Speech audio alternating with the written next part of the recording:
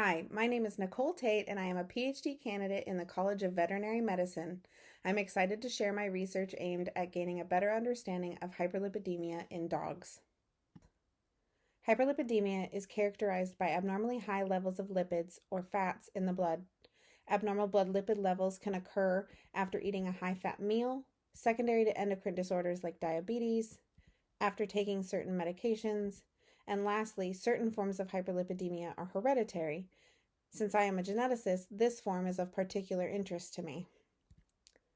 Hyperlipidemia itself is not that problematic. However, it does predispose dogs to developing multiple diseases, some of which are life-threatening, including pancreatitis and gallbladder mucoceles. Generally, inherited forms of hyperlipidemia in dogs are rare.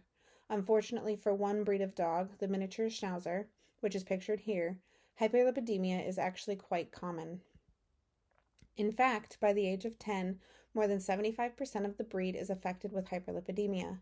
Most are so severe that they become lipemic, meaning that they have so much fat in their blood, the serum, which is supposed to be clear like that in the blood tube on the right, is instead cloudy with fat like the tube on the left. Unfortunately, the underlying mechanisms of hyperlipidemia in miniature Schnauzers are not well understood. This information could be key in allowing us to identify dogs at risk of developing hyperlipidemia. Early identification could allow us to intervene before life-threatening complications can occur. This graphic shows the many metabolic pathways that are required to keep the body functioning and healthy. In this graphic, lines represent a chemical reaction and dots are a product of that reaction, each of which represents a location where an error could occur and potentially lead to the development of hyperlipidemia.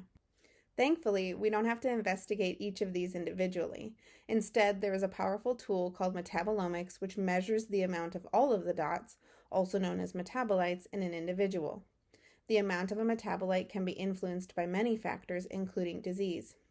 We can pair this analysis with certain statistical analyses to identify metabolites that are either increased or decreased in dogs with hyperlipidemia. For our metabolomic analysis, we use samples from a total of 27 miniature Schnauzers, 18 with hyperlipidemia and 9 with normal lipid levels. The results of our statistical analysis of the metabolomic data are represented in this heat map. Each column represents an individual dog with our controls on the left and cases on the right. Each row represents a metabolite. The color of each cell represents the quantity of a metabolite, with red indicating a higher amount of that metabolite and blue indicating a lower amount.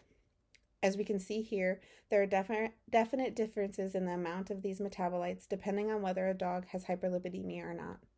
Truthfully, I have only shown you here 50 of the metabolites, when in reality there are hundreds of metabolites that differ between cases and controls. Our next step is to combine these results with pathway analysis. Pathway analysis will allow us to determine the relevant pathways involved in hyperlipidemia in our dogs.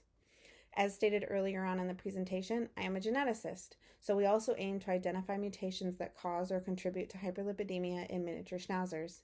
In the future, I plan to combine this metabolomic data with genetic data in a genome-wide association study to identify potential candidate genes. The results of this study are fundamental in furthering our understanding of the underlying mechanisms of hyperlipidemia and identifying opportunities for earlier identification of dogs at risk of developing the disease. As previously stated, this could allow us to intervene earlier on in a dog's life and prevent potential life-threatening complications. Thank you.